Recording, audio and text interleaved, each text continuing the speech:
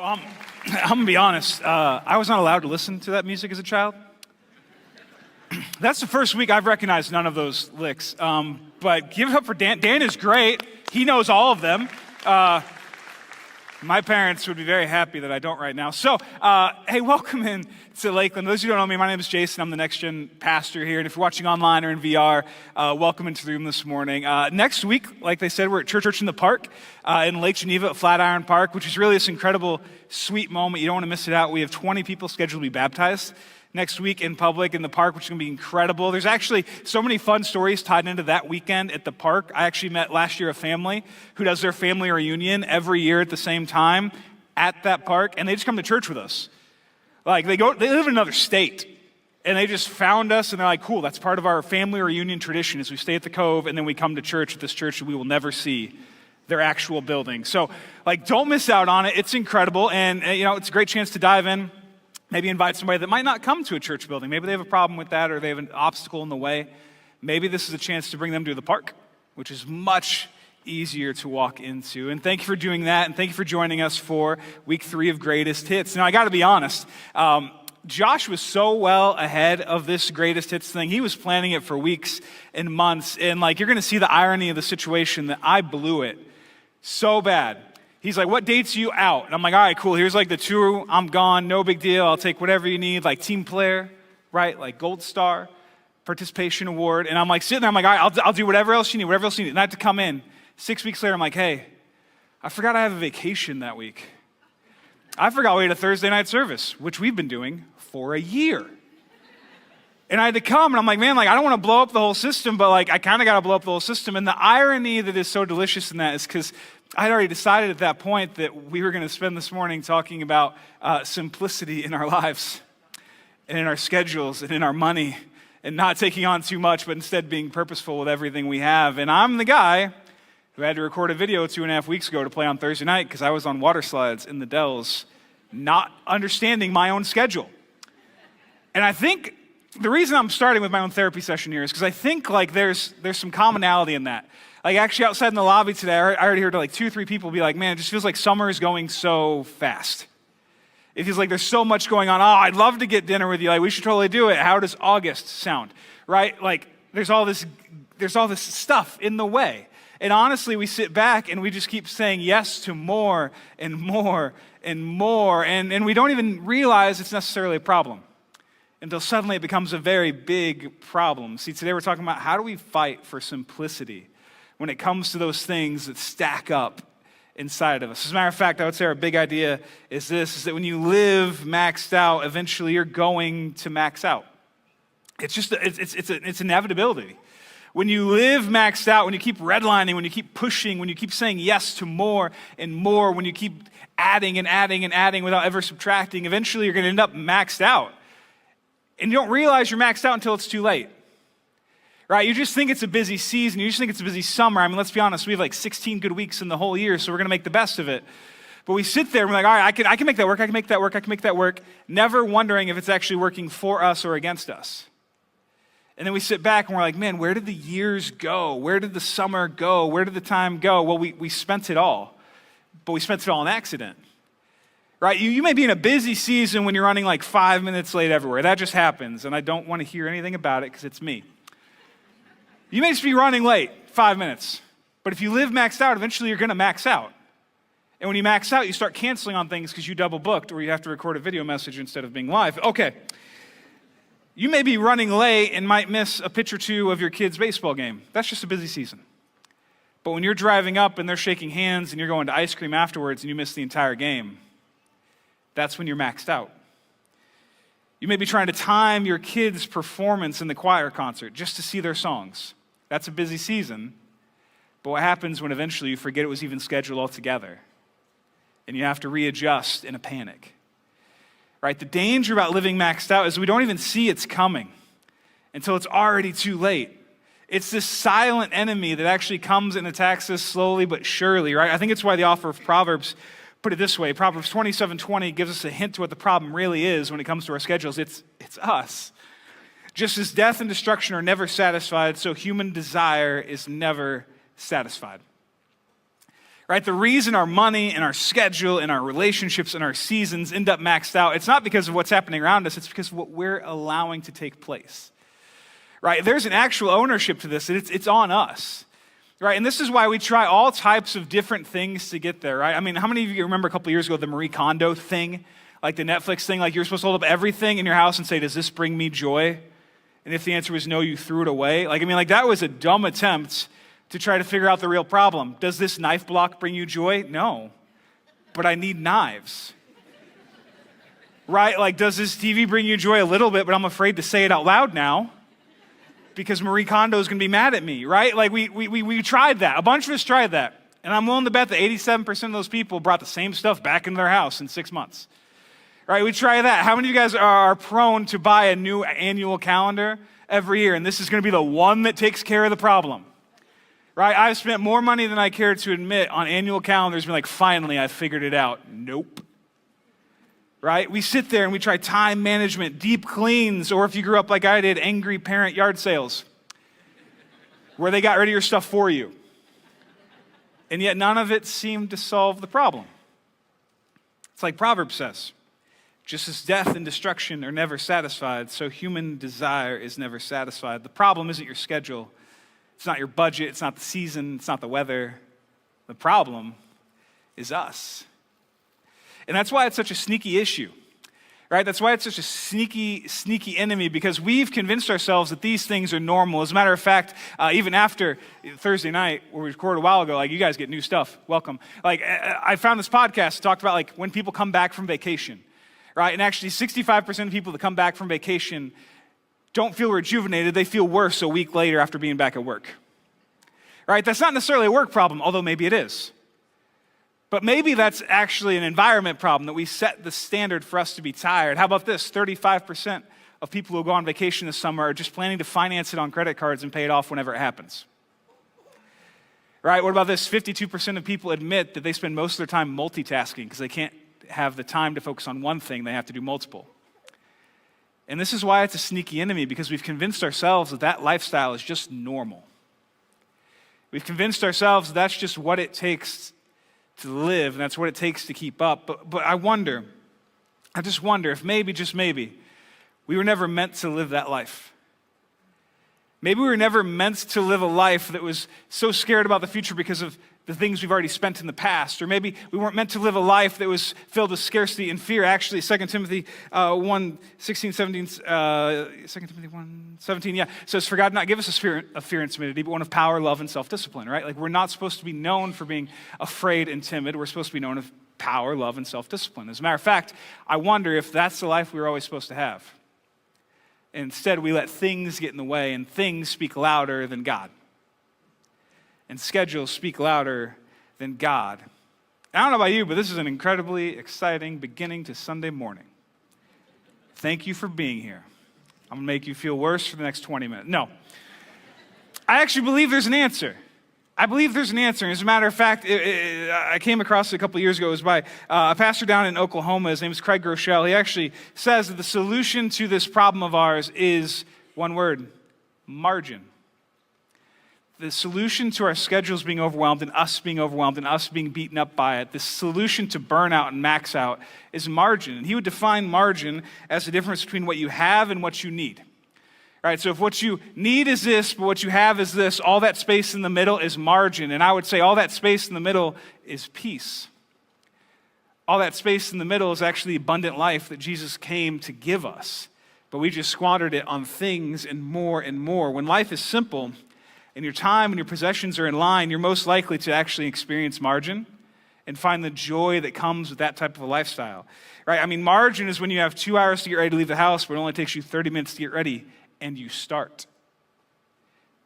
That extra 90 minutes, that's margin. And a bunch of moms right now are just elbowing their kids. See what that sounds like? That sounds great, right? Margin is when you see a GoFundMe that actually moves you and you can go fund them, because you haven't spent everything for the next 3 months anyway. Right? Margin is seeing your kids' eyes bug out at a toy or an outfit in the store and then coming back later to surprise them because their closet's already exploding with more toys anyway.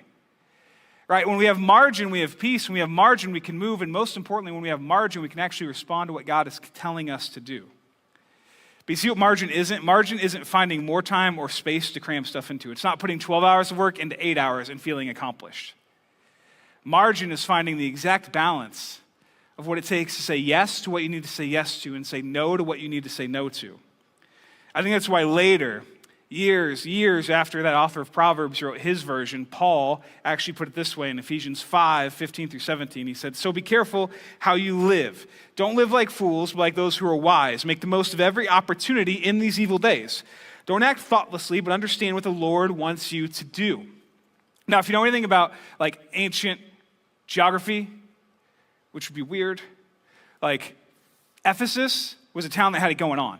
Like they were a major metropolitan area, like much like a Chicago, New York, LA, Lake Geneva, like much like one of those areas in kind of our world today. They just had it going on. They had art, they had money, they had commerce, they had luxury, right? And a lot of those cities back then didn't have those things, but Ephesus was known for it. They were known for having everything going for them. And because of that, the church in Ephesus actually lost their identity. They forgot what they were put there to do. They forgot what Jesus had actually done for them and what God had called them into. They forgot all of the important things because they were surrounded by things that felt more exciting.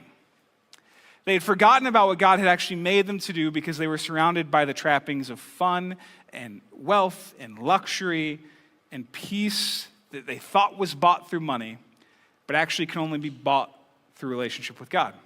So the entire book of Ephesians is actually this challenge around identity. It's saying, you forgot this, but let me remind you. And in this verse, Paul is saying, like, you've forgotten that you need to live carefully. You've forgotten this. And actually, this whole section of Ephesians 5 is titled, like, Living in the Light, is that subheading they give it, right? And he's actually said, so you need to be careful how you live. Don't forget how you were actually called to live. Don't get surrounded by the fun and the luxury and the time and the parties and the energy and the schedule. Like, don't die to that. Instead, remember how you're supposed to live. Be careful. Not living like fools, but like those who are wise. Make the most of every opportunity in these evil days. Don't act thoughtlessly, but understand what the Lord wants you to do. Don't act thoughtlessly, but understand what the Lord wants you to do. Now, I don't know about you guys, but like I can picture people in my life that have handled their things with wisdom. And they always seem to put off this like energy that I'm drawn to. I'm like, wait, your car broke down and you weren't stressed? Explain that to me. Or like, hold on. You have time to go see your grandkids? Explain that to me. So I sat down years ago and I asked one of my mentors, I'm like, all right, hold on. I want your family when I'm like 70. So like, help me understand how you got there. And he actually equated it back to like teaching a child how to use allowance. So if you can like pardon me for a bit, I mean, I am our next gen pastor, right? So like my daughter gets $5. You can't zoom in that far. All right, $5, right? To spend on things she wants to.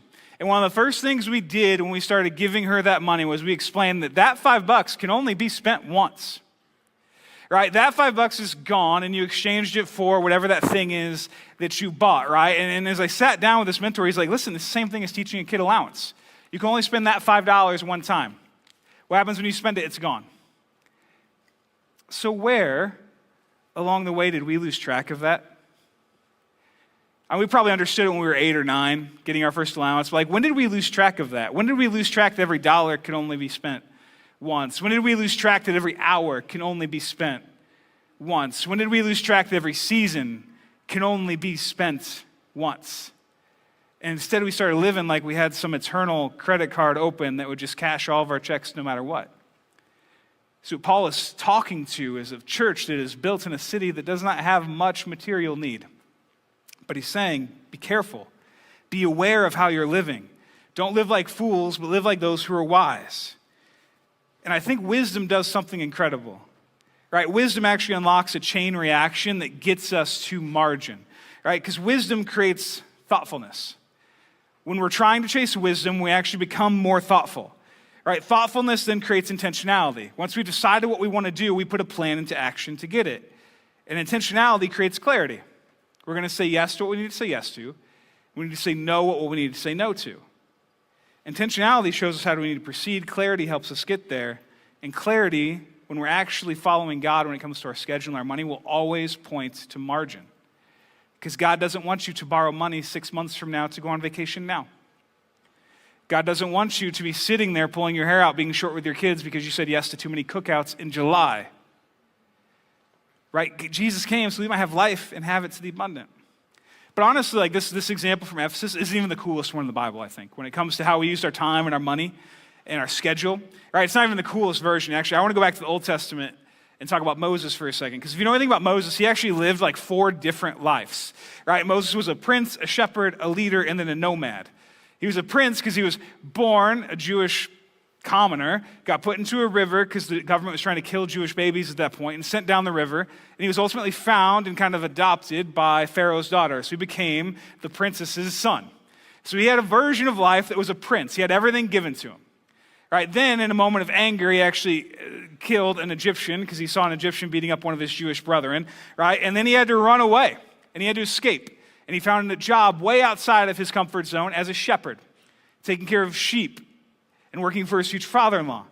Right? So he was a prince, he was a shepherd. Then eventually he became a leader, where he led an uprising to get the Jews out of Egypt and went against the very house that he had stayed in to that point.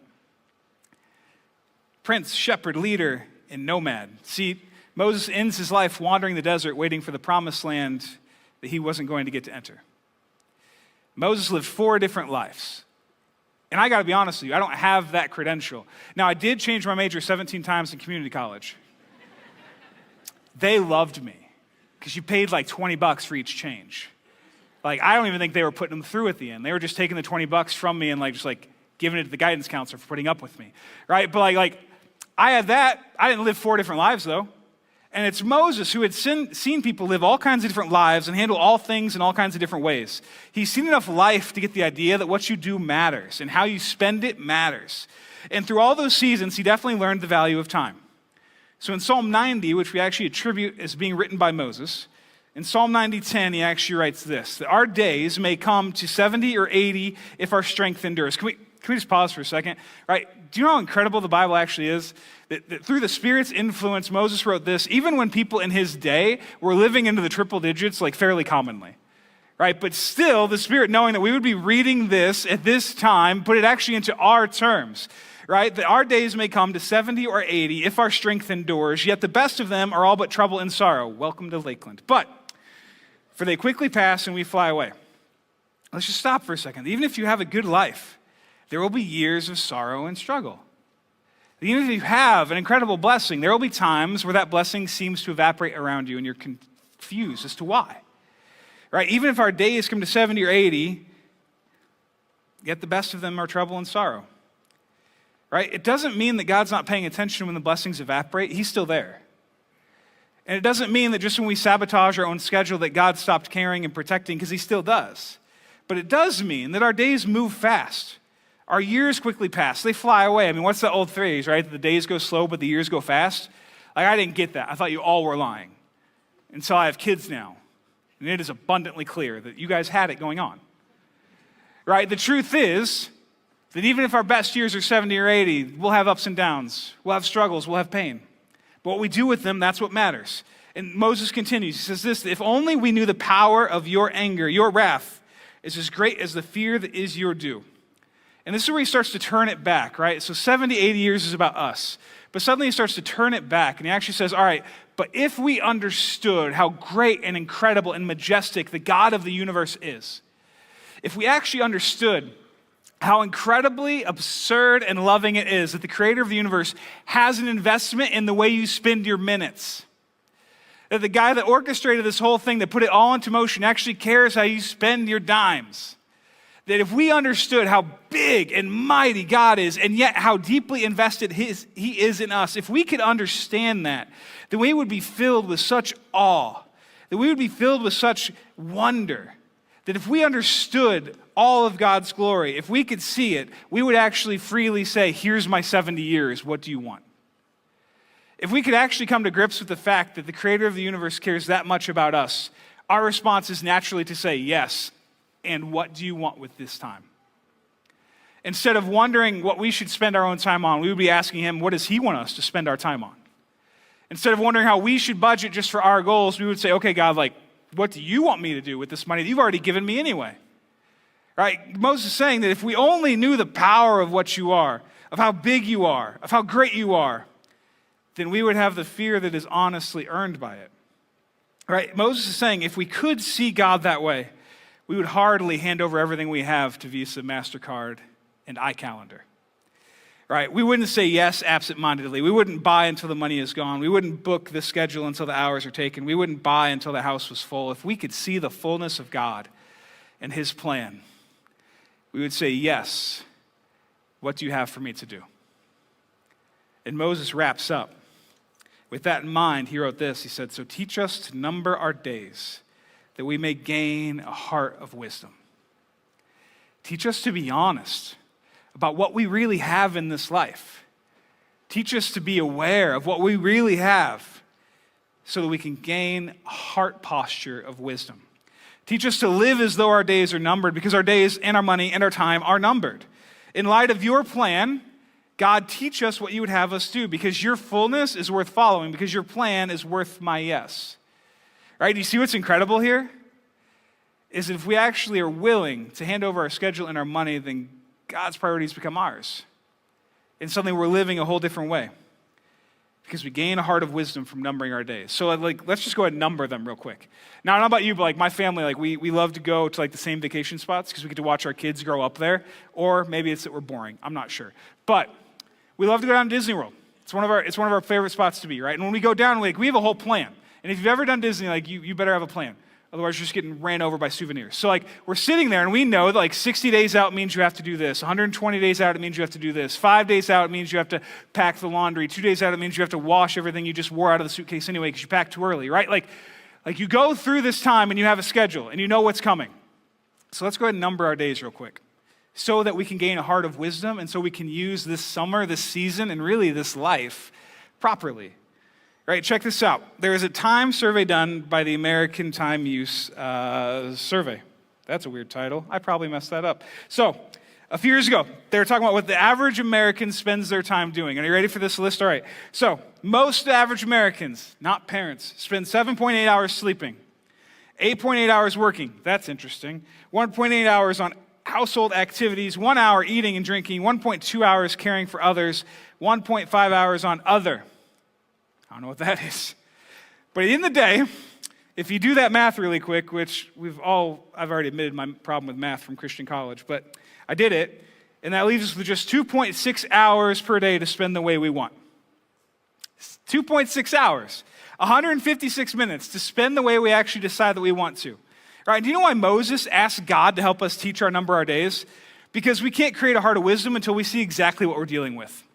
We can't be wise and intentional until we're honest with what we actually have to deal with. So let's be honest. The average American lifespan is 79.3 years. Your 79.3-year average lifespan becomes 17.5 years of you choosing what you get to do. When you take that 156 minutes per day, you actually only get to invest and be intentional with 17.5 years of what you do. You wonder why the schedule feels like it's out? Because it is. You know why you want to say yes to things, but you can't because you said yes to the other thing? Because you can only say yes once. You know why it always feels like there's more time or less time than you need? It's because there is. But with this awareness rises a heart of wisdom. Because now we can be intentional about how we spend those 17.5 years. As a matter of fact, just this past spring, we were in this thing called Parent Labs, which we launched. And it was this moment for parents to get together and kind of understand how to invest in the faith of our legacy and our children for longer. And we came across this verse from Proverbs 13:22. I added this late, so there's not going to be a slide that magically pops up beside me. But it says this, that a good person leaves an inheritance for their children's children. And in Parent Labs, I was honest. I always read this meaning money. I was like, cool, got it. Go see Merrill Lynch, right? I had this impression that it only meant money. But in Parent Labs, we uncovered that we're actually using that 17.5 years to invest in our kids, in our relationships, in our church ministry, in our workplace ministry, in our self-development, in our priorities, in our extended family. Those are the things that actually leave an inheritance for the people around us. Legacy is not just made of dollars and cents and blocks on a calendar. Legacy is made in the investment of those things, of relationship. And I don't know about you, but one of the scariest things that I can consider is that eventually I will have won at a laundry list of things, but I will have underinvested in my family. I will have won at a laundry list of things, but I will have underinvested in my relationship with God. I would have underinvested in me. But with a heart of wisdom comes the ability to do this wisely. Right? As a matter of fact, in Ephesians 2, Paul puts it this way. He's actually talking about salvation, that salvation didn't come from anything we could do or deserve. It was a gift from God. And as he's describing this to us, in Ephesians 2:10, Paul says this, "For we are God's masterpiece. He has created us anew in Christ Jesus so we can do the good things he planned for us long ago." The wisdom of how to spend that 17 and a half years was actually planned long ago by the creator of the universe. And if we're in a relationship with him, we actually find this ability to invest them wisely and to leave a legacy of on purpose instead of on accident, and to change the people around us on purpose instead of on accident. See, the price of living a maxed out life is you actually miss what you were made to do. The faith of those around us is not guaranteed. The faith of your children, of your neighbors, of the next generation, it's not guaranteed. And it deserves our best. But when we overschedule and overspend and overstress and overmax out, we actually end up spending things that were meant for other people all along. Now, this is exciting. What an uplifting day. So I want to end with something that's actually really practical and really helpful, okay? I don't want to just leave you hanging and be like, great, see you at the park, suckers. No, let's actually do this for a second, okay? So in light of wisdom, in light of having 17 and a half years to invest in an average lifespan, in light of those things, what am I supposed to do now? Well, and this is really helpful because if you're in a season right now where you're like, I think I'm pretty good, God bless you, be on your way, hallelujah, start leading a small group, right? If that's you, cool. But keep this in mind because eventually that's not going to be you. For if our strength endures to 70 or 80 years, all but most of them will feel the sorrow and pain. So look at this, right? There's a 4-part exercise you can do anytime you're starting to feel overwhelmed or you want to be intentional with how you invest your time. You're going to ask these 4 questions, all right? What do I need to amplify, reduce, add, and subtract? Right? This brings wisdom and intentionality. What do I need to amplify, reduce, add, or subtract? So let's just go through it really quick, right? What do I need to amplify? What is something that has been in my life or my heart for a while that deserves more of my attention and more of me? Right? What is something that's just been percolating and sitting in the background that I've been wondering if I can get to it, and I'm almost now is the time I'm going to get to it. Great. Amplify that. Turn up the volume on it. But you can't, if you're going to maintain margin, you can't turn up the volume on something without turning down the volume on another thing. So amplify is what am I going to invest in? Reduce is the counterpart. What am I going to turn the volume down on? Right? Add. What is something that I feel like I'm made to do, but I haven't said yes to yet? I haven't even started it, but it's time. Cool. Name it. But be honest about it.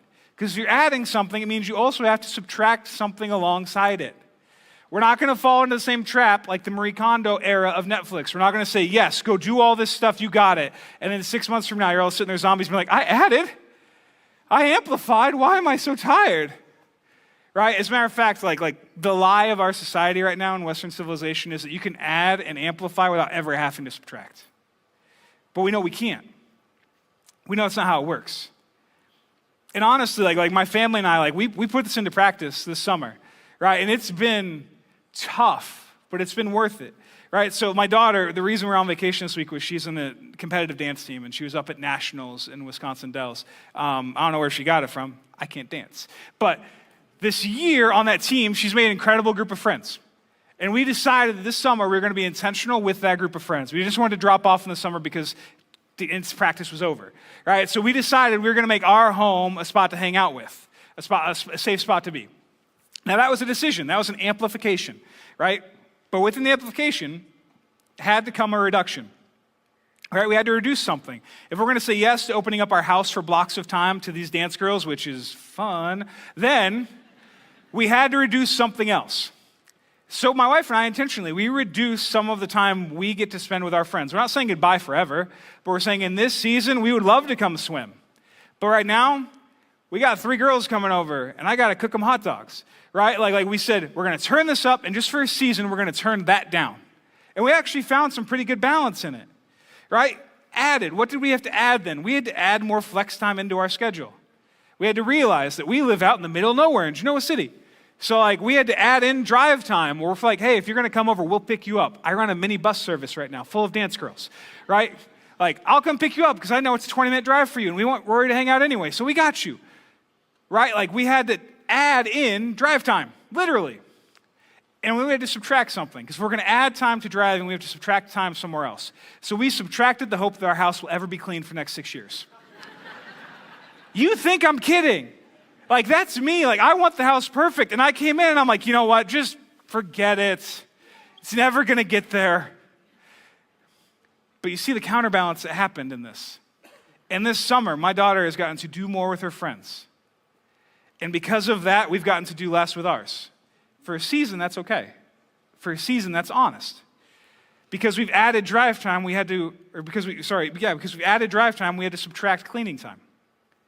If you can be honest with this, you actually end up with a life full of margin and abundance while still getting to do the things that are most important to you right now.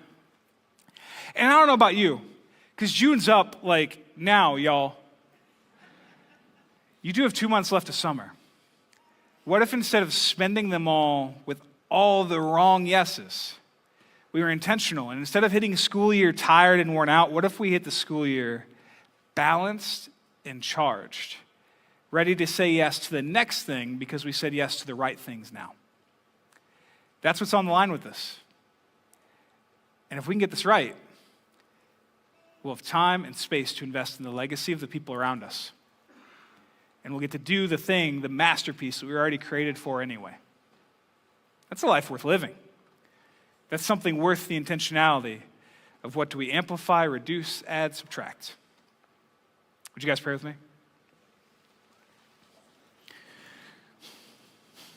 Lord, there's a cold reality to the fact that we might not have all of the time, money, and relationships that we want.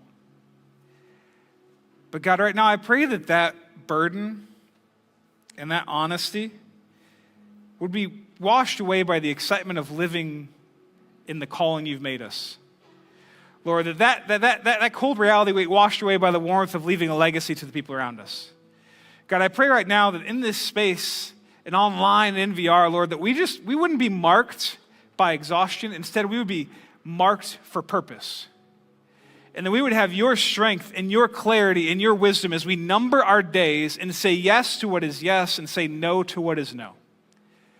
God, let us hit a new stride this summer that helps us live a life of abundance and peace and joy and margin. Not because we got more, but because we spent it well. God, I pray our lives are changed today by this truth, and I pray our families are changed today by our decisions. We pray these things knowing in your power and in your name they can come. In Jesus' name, amen.